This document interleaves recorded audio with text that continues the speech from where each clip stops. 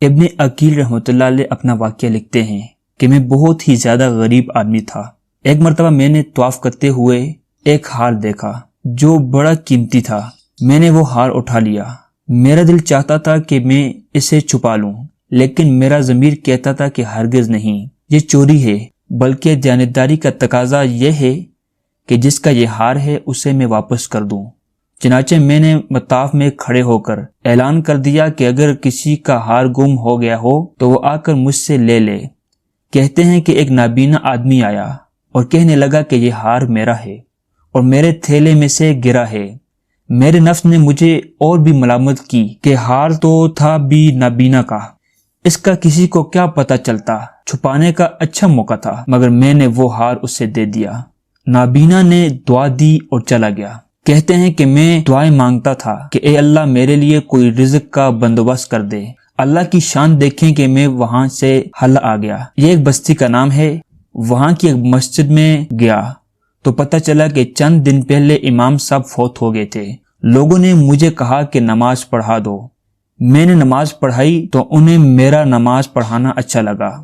وہ کہنے لگے کہ یہاں امام کیوں نہیں بن جاتے؟ میں نے کہا بہت اچھا۔ میں نے وہاں امامت کے فرائض سر انجام دینے شروع کر دیے۔ تھوڑے دنوں بعد پتہ چلا کہ جو امام صاحب پہلے فوت ہوئے تھے ان کی جوان سال بیٹی ہے۔ وہ وصیت کر کے گئے تھے کہ کسی نیک بندے سے اس کا نکاح کر دینا۔ مقتدی لوگوں نے مجھ سے کہا جی اگر آپ چاہیں تو ہم اس یتیم بچی کا آپ سے نکاح کر دیتے ہیں۔ میں نے کہا جی بہت اچھا۔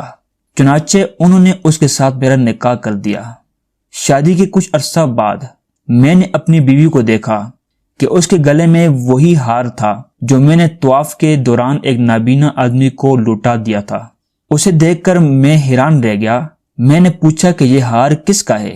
اس نے کہا یہ میرے ابو نے مجھے دیا تھا۔ میں نے کہا کہ آپ کے ابو کون تھے؟ اس نے کہا وہ عالم تھے، اس مسجد میں امام تھے اور نابینا تھے۔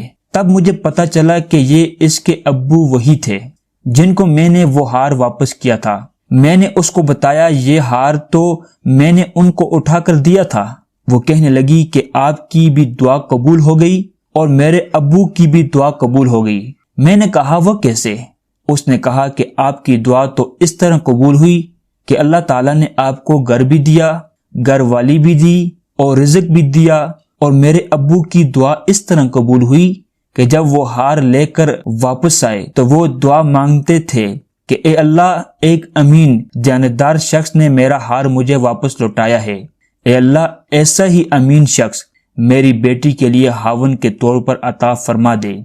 اللہ نے میرے باپ کی دعا بھی قبول کر لی اور آپ کو میرا خاوند بنا دیا۔ تو مخلص بندے کا کام اللہ تعالیٰ کبھی روکنے نہیں دیتے، اٹکنے نہیں دیتے، بلکہ کشتی ہمیشہ کنارے لگا دیتے ہیں۔